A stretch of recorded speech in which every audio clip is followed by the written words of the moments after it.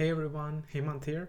Today I'm recording this really quick video to show you how Generatebg works. So I'm already logged in and I hit Generate Background, and as a first step of a two-step process, I'm choosing the image that I wish to process and hit Process Image.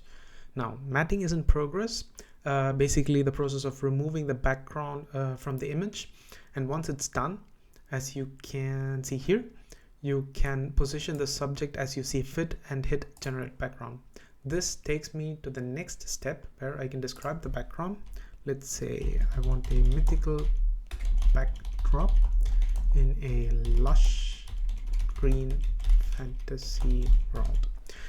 What should not be in the background? I recommend leaving this field as is. If your initial results are not how you expect them to be, you can play around with this field.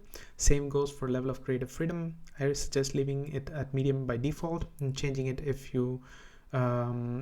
the images are not as per your expectation. Now I hit generate and Generatebg is doing its thing. It's generating 4 512 x 512 pixel images. This can take up to 5 minutes depending upon the level of traffic on the website.